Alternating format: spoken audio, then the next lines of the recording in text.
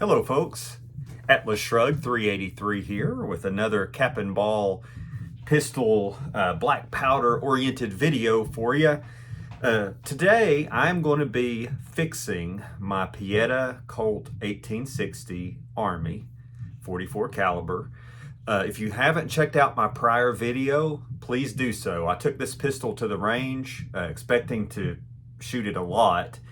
I shot about 3 cylinders full, roughly, I don't know, 18 rounds, but I had a failure in this pistol. And from what I understand, it is a failure that is not uncommon. At some point, the pistol started to bind up, which might have been a fouling issue, but then it stopped going into a free half cock where you can rotate the cylinder. Let me show you what I mean. When you pull the hammer back on this Colt, you should hear 3 distinctive clicks. The first click should put the pistol on half cock. The bolt should be locked down and you should be able to rotate the cylinder. This is for loading, okay? But watch what happens. When I try to put this pistol on half cock, click. Now listen carefully.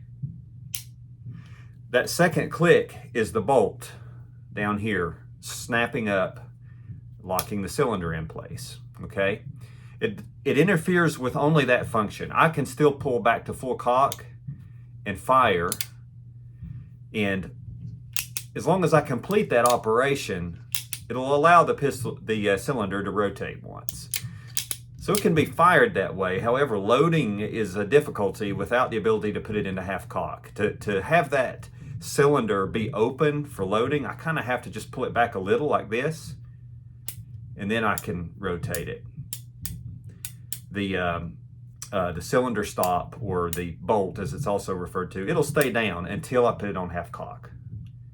And then listen, bam, goes right up. So that's a problem. It's a problem that I fixed before on this same pistol. What is happening, and I'll show you when I take it apart, is there is a little cam on the hammer. The cam is at an angle, and when the hammer's pulled back, the cam will rotate, and the ears that stick up on that bolt or cylinder stop, the ears that stick up, they leverage due to that action of the cam. I hope I'm explaining this correctly, so correct me if I'm wrong here, but the interaction is so that that bolt will drop at half cock and then it'll come back up at full cock. That cam is damaged. It was damaged previously on a prior hammer I had, and then now this one's damaged again. So for the repair, I've got some new parts right here, folks. I ordered these from Taylor's & Company, great online retailer for parts of this nature. This is overkill. I'm not only going to replace the hammer, I'm going to replace some other. I'm going to go ahead and replace the bolt as well. You see that? I'm going to replace that just in case there's some damage to the one that's in the pistol that is maybe out of spec, causing damage to the cam on the hammer. I'm going to go ahead and replace the bolt. I'm going to replace the trigger. The trigger bolt spring is going to get replaced, and the hand. So overkill. But at the core of the problem, it is the cam on the hammer has gone bad. So stay tuned with me, guys. This is an informative video. If you shoot these pistols, this is something you just need to know about, know what the solution is and know how to fix it. Okay, to start with, this pistol is unloaded. The chambers of the cylinder are empty and there are no caps on the nipples. Whenever you clean a gun, work on a gun, we're just never going to assume it's unloaded. We're always going to give it that last minute check. But I assure you, this gun has been well checked out. I have been working on it, trying to figure out what I needed to do with it. It's completely unloaded, totally safe. To start with, anytime you do any kind of gun work, and especially with these replica cap and ball pistols, you need a good screwdriver set. This is a set from Brownells. It's their Magnatip screwdriver. It has all the bits that I need here in the back of the handle. It has all the bits I need to work on this pistol. These are box-end bits, okay? So they are what is preferred for working on these. A box end is basically a squared off tip.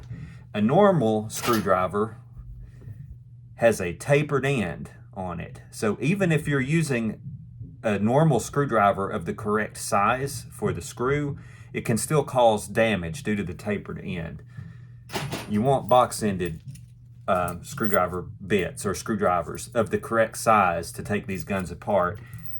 If you don't, if you want to find out the hard way, you'll end up damaging those screws. You'll cause damage to the edges of them, and eventually they're going to be hard for you to get in and out.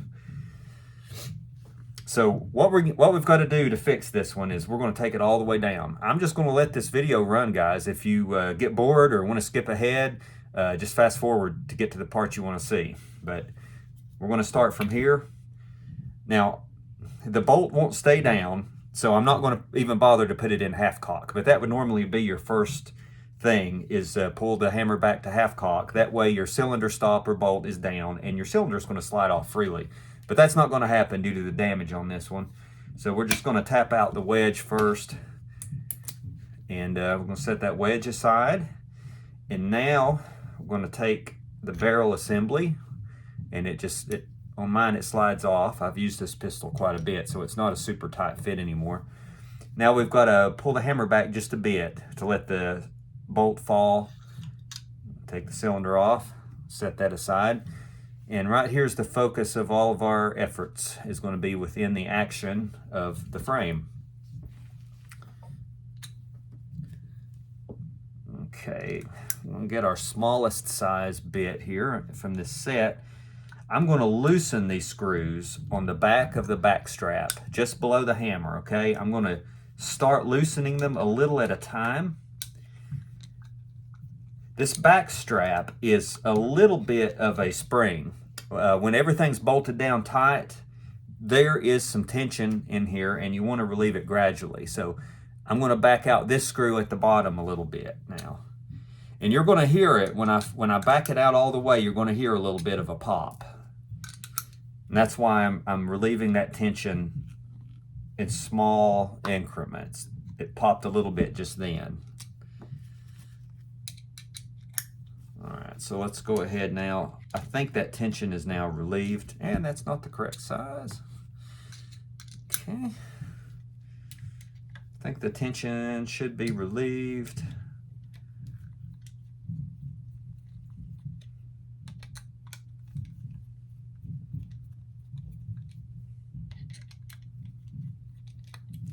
Let's go ahead and work on that bottom one a little bit more.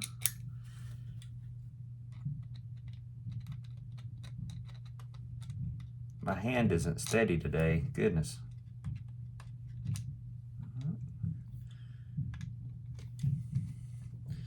That definitely wouldn't be a good brain surgeon. You don't want somebody with shaky hands working on your noodle. But for cap and ball pistols, you know, not a whole lot at stake here, so.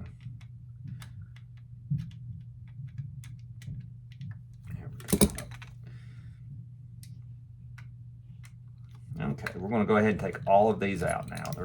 They're good. And these magnet tips, they are magnets on the end. That's a blessing and a curse, by the way. Sometimes it's useful. Sometimes it's not. Okay, we're ready to pull this. I'm going to take off the grip. And here's the back strap. There's no real need to take this out, but the actual metal framing for the grip just slides right out like that if you need to clean it or tidy it up at all. All right, so we don't need that anymore. All right, next point is our main spring, also known as the hammer spring. And I think that takes my biggest, it's my second biggest bit. Okay, the main spring back here, you see below the hammer. There's a little roller on the bottom of that hammer that rides along the top of the spring. I'm going to loosen the screw at the bottom of the main spring. I'm just going to loosen it, okay? I'm not going to take it all the way off just yet. This is under tension.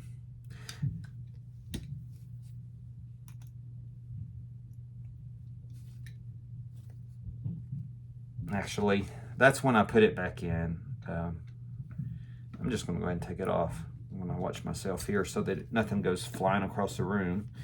Whenever I work on guns, I always get something flying across the room, and that's a little annoying. A little bit. There we go. Okay, so we got our screw out there. There's our mainspring. Now we're going to flip it upside down, go down to the smallest size again on my bits. And we're going to work on these 3 screws here on the bottom, around the trigger guard. This brass piece that includes the trigger guard, that's next to go.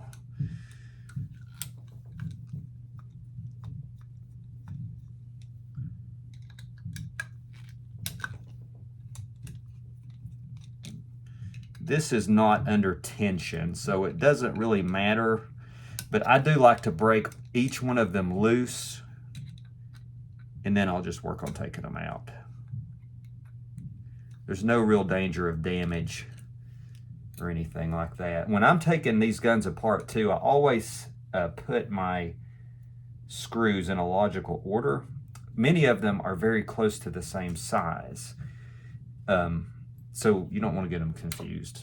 I don't want to get them confused. I want to make sure I get the right screws back where they belong. My magnet tip isn't holding on to those very well. Could be because I got the shaky hands. Come on here, I'll get you. There we go.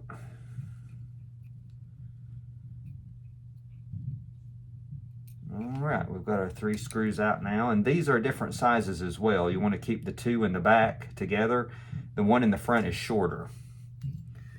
And there's our trigger guard frame. All right, we're getting down to the basics now, guys. The next piece that we're going to take out is the bolt and trigger spring. Let's see here, make sure we get the right bit. That's that one there.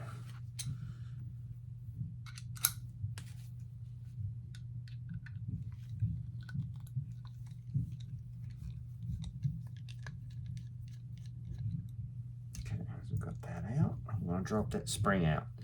Now guys, this is a common thing that fails on Colts from what I hear, but I've never had a failure with one. The bolt and trigger spring. These arms provide tension to the trigger and the bolt. Okay.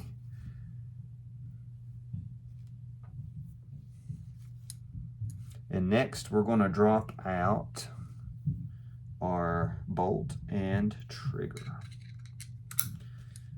I'm going to go ahead and get the trigger first, because when we put things back together, the bolt goes in first and then the trigger. I hope I'm getting all this on camera for you guys so you can really see good what I'm doing.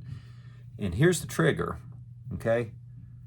The top of this trigger right here fits into the notches on the bottom of your hammer.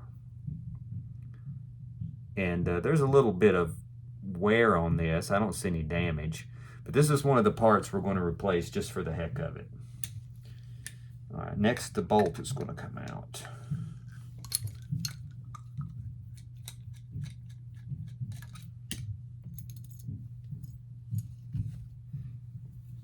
Here's the bolt. You see these wings or ears that stick up on top of the bolt. These are manipulated by the cam on the hammer to drop this down at half cock and allow it to spring back up at full cock. I don't see any damage or anything to it, but we're going to replace this part with a new part and just hope that some kind of magic happens and we don't have a failure. All right, final steps is we're going to drop that hammer out.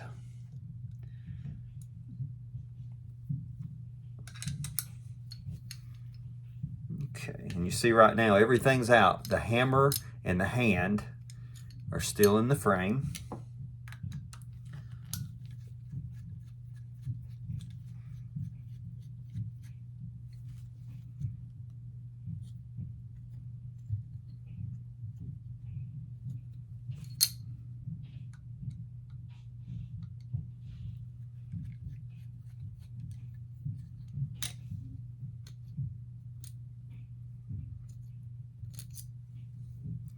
And now with the hammer, what we're going to do is pull the hammer back a little bit. We're going to drop it out of the frame so that the hand will come out with it. So there's our hammer and here's our hand. My hand does look a little bit chewed on the side, but that's one of the parts we're going to replace. On the Remingtons, there's actually a screw that holds the hand to the hammer, but not on Colts. The hand is just held in place inside the frame. It can't fall out.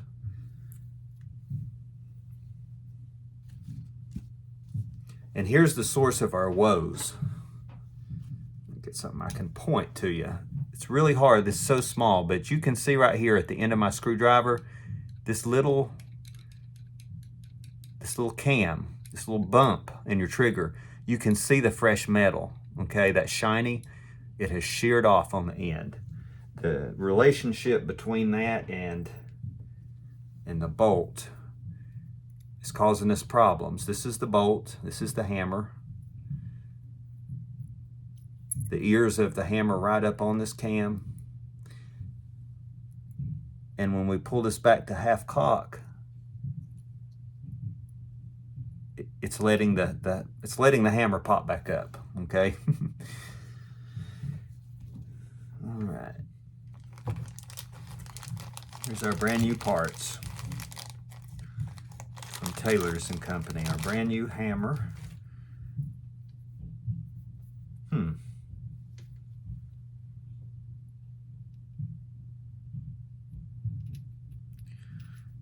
I'm a little disappointed with the hammer. And I'll tell you why. My original hammer was color case hardened.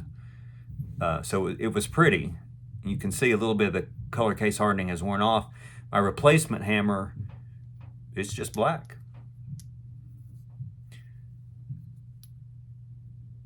I'm giving it a little look over. I'm sure it's the right hammer. Maybe it's harder. Maybe there's an issue with the hardening on this hammer. Maybe this one is harder. We'll see. You can see between the two hammers. Let me hold these up. Since this is the source of the problem, I want you to be able to see. This is the damaged cam for the bolt or cylinder stop. And here's a new hammer with an undamaged cam on it. One thing I'm going to do really quick, I won't get it all on video, is I have some really fine grit sandpaper here on my bench. It's really, really fine. I've had it for a while and I don't remember exactly what the grit is, but it's near 1,000 grit or finer. And I'm just going to very gently rub on some of the edges of this new hammer because I do feel a little bit of, just a little bit of casting on there, and I don't want to mess with the dimensions at all, but it won't hurt to just kind of slick this up just a little bit. Really, I'm just polishing.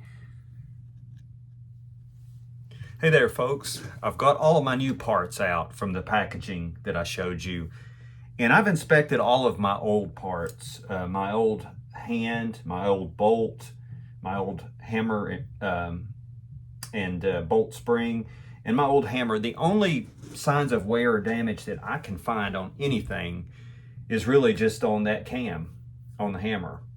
So with any good fortune, this new hammer that I got from Taylor's and Company, maybe it's a hardening issue with the hammers. Maybe it's just, maybe that metal was soft.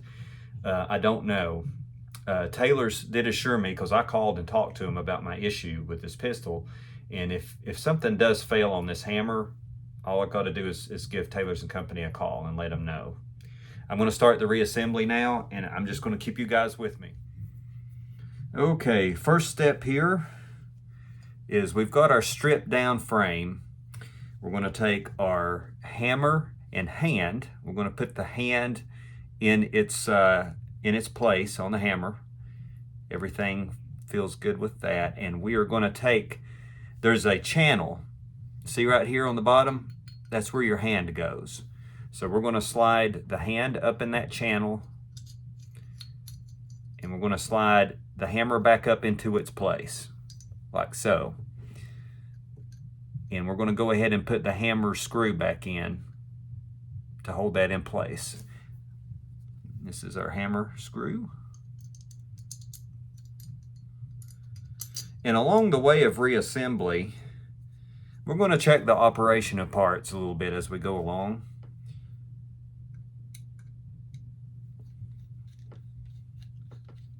I'm going to tighten this down snugly, but I'm not going to tighten it down very firmly yet. This is the hammer screw. All right, I'm just going to check the operation here. I'm going to pull the hammer back and look for the hand. The hand is coming up just as it should. I don't feel any resistance or binding. So far, so good. I'm going to flip this up now. The next part to go in is going to be our new bolt. There's my old bolt over here. So up underneath, on this side over here, we're going to make sure the ears, or see those ears that stick up? Those are going to need to rest on top of that cam on the hammer. That's going to be difficult to get on video, and you probably won't see anything. Okay, it's in the correct place. And the bolt position is going to be up. You see it sticking up down here? We want that to be up right now because the hammer is all the way forward. So it should be fully up, and the ear is wrapping over the cam. All right, let's go ahead and put that screw in now.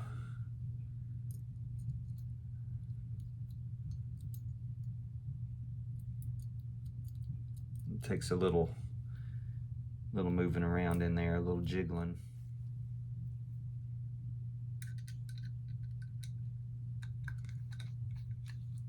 We'll put this bolt screw in, but not just firm, but not. I'm checking the operation. I'm checking the operation now that I have the bolt screw in, and I'll show you the operation. When we pull, now there's not a spring yet to return the bolt to the upright position. That's what the trigger and bolt spring does. But you see now the bolt is up, and when the hammer goes back, you should see that bolt drop as so, and right there's half cock, okay? You see the bolt is staying down. And then when we pull it on back, it's gonna pop up because I'm putting finger pressure on the bottom. I'm satisfied with that for now, so. And the trigger, the ear on the back of that trigger is going to fit into these notches on the bottom of the hammer.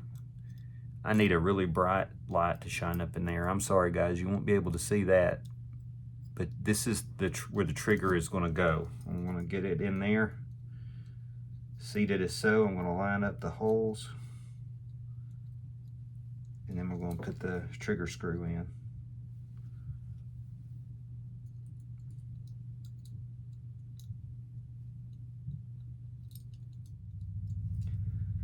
Okay guys, our next step, we've got our trigger and our bolt in place. Okay, see there? Trigger and bolt's in place. Next is going to be the trigger and bolt spring. This long arm on the spring is for the trigger. There's a notch on the trigger. We're going to put that spring right in place. The short arm on the spring is going to rest under the bolt. I'm doing a pretty bad job of getting it in there. There we go. All right, everything is just as it should be. Now we're going to put the screw in for the trigger and bolt spring. Here's where the magnet tip might pay off because I'm being butterfingers here. Okay, let's get that in there like so.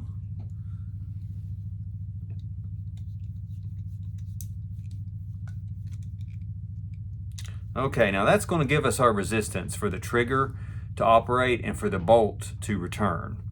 I'm going to do a function test now. Let's pull this hammer back.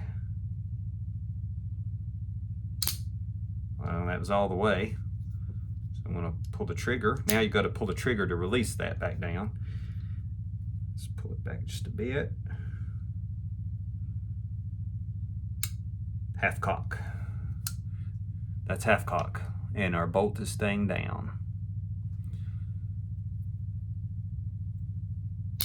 Full cock. Now the bolt has returned to the up position and everything is ready to go. So we pull the trigger, the hammer falls. So far so good. Okay, let's put this frame back on here.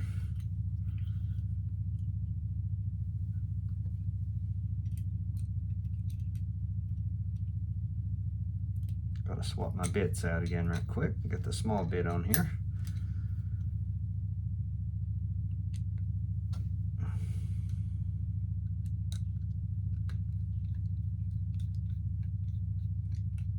You gotta have patience to work on these things, guys. I enjoy it. If I'm not in a rush, I enjoy working on these pistols. Despite the minutia and sometimes aggravation of doing it. And those magnet tips are wanting to pick them up, and I want to put them in. There we go. I'm going to do this operation of the trigger guard and lower frame by tightening them a little at a time. Whenever you are torquing anything down that has multiple points of pressure on it, it's always a good idea to do it slowly and to do it in a pattern. That way you get uniform pressure holding the part in place.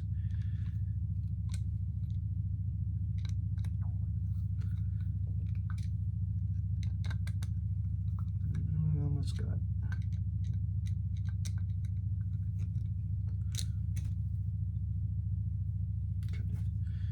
Our parts are snug down. You never want to over tighten these. I am just snugging them, and I'm not wrenching hard on these screws at all. They will damage easily. As much as I've been taking this thing apart, we definitely need those to work. Okay, swap out bits again. Now it's time to put the main spring on. We're almost there, folks. Almost there. Okay, guys, now we're ready to put the mainspring back on and do a final function test before we put the rest of the grip back on. The mainspring's going to ride just under the hammer here, like so.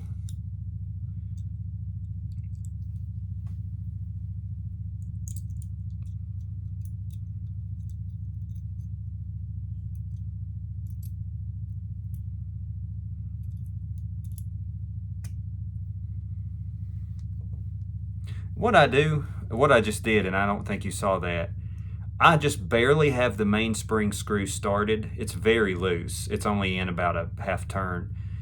And then I inserted the top of the mainspring under the hammer. Okay. Now I'm gonna tighten down the mainspring. I hear it going under tension. There we go. All right, everything that operates the pistols together now, so we can do another function test. Hammers forward, the bolt or cylinder stop is in the up position. I'm gonna pull back to half cock. There's half cock. It locked in place very soundly. The bolt is down, just as we'd expect it to be, with plenty of clearance for the cylinder to rotate. Full cock. And now the bolt is back up. Trigger. That's exactly how this thing should work. Okay, so now we're going to put the grips back on. Now remember when I took these grips off, I'm sure you remember what I did.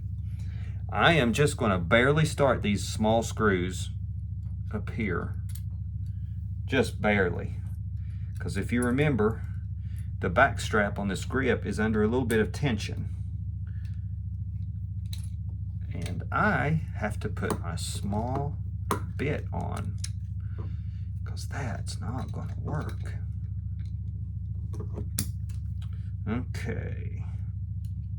Let's just get these started. All right, that one's got some bite in it, so I'll leave it there. And now this one needs to get a little bite in it. A little bite in those threads. Okay, we've got bite. They're started.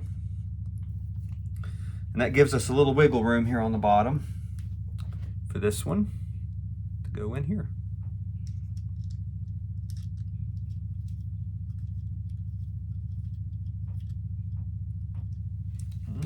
I think it moved on me. It did, it moved on me. Let's get the right bit here.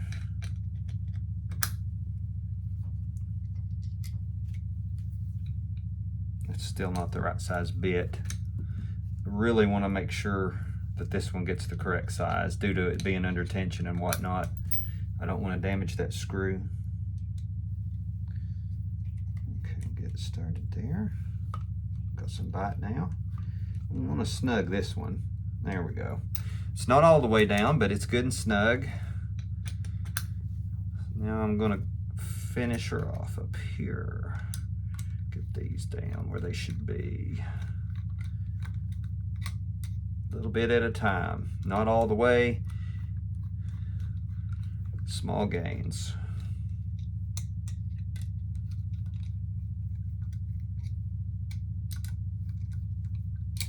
They're still not all the way snug, but they're pretty close.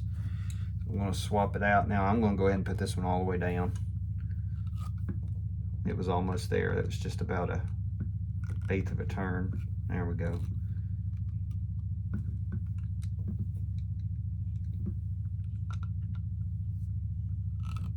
There we go. All right, that one's all the way down. Put the little driver back on. We're going to finish these now too. Yep, it's all the way. All the way. All the way, but not too snug. Like I said, I'm taking this thing apart a lot these days, and those screws are becoming more and more necessary to safeguard here. All right, I'm going to give the trigger and bolt screws a quick little turn. Hammer screw 2.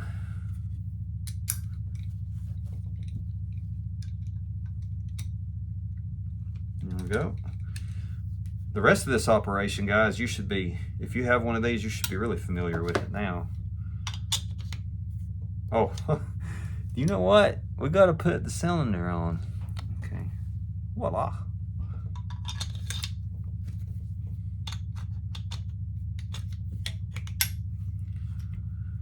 All right, wedge. Let's give this thing a wedgie here. Get in there, wedge. Wedge is in place. Half cock, working good. Full cock.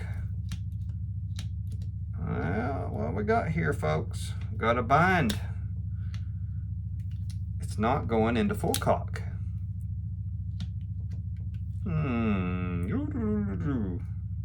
All right, let's think about this. Okay, guys, welcome back. A significant amount of time has passed in the video.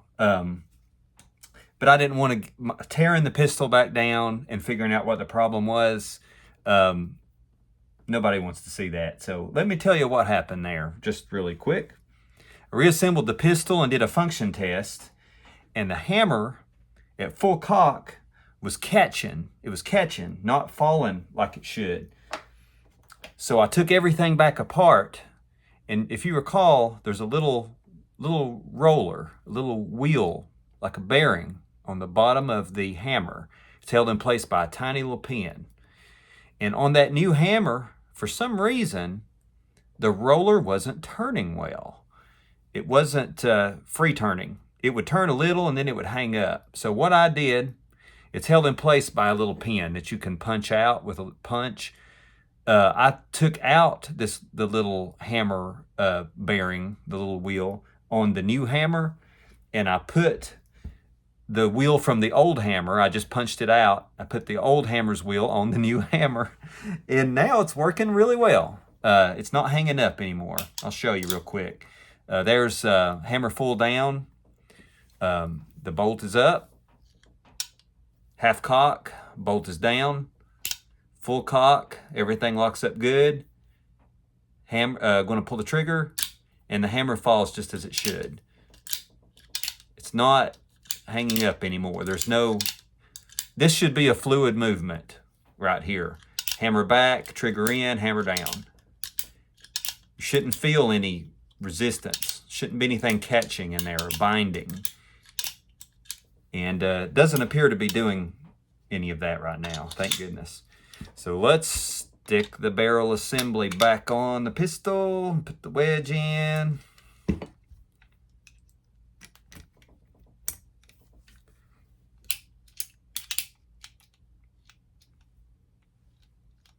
You're kidding me.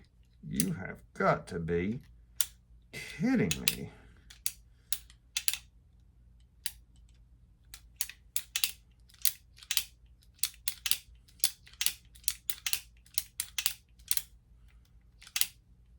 A lot of new parts in this pistol. So getting them all to marry up just right sometimes is a challenge. Now it's not wanting to go into full cock. All right, final video clip. Goodness, that was a bear to fix, honestly, on this pistol. So I thought it would be a simple matter of buying spare parts and putting them in. But by golly, you got to tune those parts. When these pistols come, I'm sure everything kind of should marry up well. Hopefully there's a little quality control involved in that. And but buying those parts from tailors, I had to do a lot of tuning. I've included in my video some of the little roadblocks I ran into, but I didn't include all the fixes to it because it was just too much, and I was afraid this video would drag on and on forever. But just to recap, everything seems to be functioning correctly now. Pistol goes to half cock, full cock, hammer drops. I've done this again and again and again now. This is the way it should function, okay? So I had to break it down again twice completely. The roller on this new hammer, the little bearing that rolls onto the top of the mainspring, it wasn't turning well. In fact, it would turn a little and then it would just seize up. I punched out the pin on that, and I put the old roller onto the new hammer. Put it back together. Problem still. It wouldn't. I'm still having some issues with the hammer snagging in here. And also, I was having a blockage on the cylinder in general where it didn't want to rotate. So after looking at it and trying to figure out the cause of that, I'm pretty sure what was causing it was the new hand that I put in on the new trigger. That new hand was just a little bit out of spec, and it was pushing the cylinder. It was trying to push it too far forward because I didn't have a problem until I put the barrel assembly back on. When I put the barrel assembly back on, this doesn't have much room to travel in here. So that hand was pushing too much. It was too far. Rather than tune it, which I could have done, didn't really want to, I just got my old hand back. I didn't really need to replace the hand in the first place. I just was, like I said at the beginning of the video, overkill. I was just replacing a bunch of parts because I thought, hey, why not? But I put the old hand back in, and now I'm not having any binding. The clearances of the cylinder versus the barrel assembly and versus the back of the frame here, this appears to be the correct spec on everything.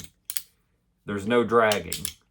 Even when I pull the hammer back slowly, I'm getting a good turn. Half cock works well. There's the second click. You've got half cock in which the bolt stays down. If If you pull back a little more, you get a half cock with the bolt stop, the cylinder stop up, the bolt, and then third cock, click, full cock, locks back good, and then you trip the sear, and so now I'm satisfied for now. As long as this works, everything seems to be in tune, there's no dragging, everything is functioning as it should. I hope this helps someone. I know that us cap and ball, black powder people, we're a small minority in the gun firearms community, but I believe that's a common issue with Piettas, or at least it was over a period of time, for the cam on the hammer to wear off or chew off or whatever happened. There will be follow-up videos on this. If I have that problem again, I'm going to go back to Taylor's and talk about it. So they said they would send me another hammer. If this hammer doesn't work, if I have a failure with it or something, I know that they'll back up the product. So stay safe, guys. Enjoy. Have a blessed day. Thanks for tuning in. Like, share, and subscribe.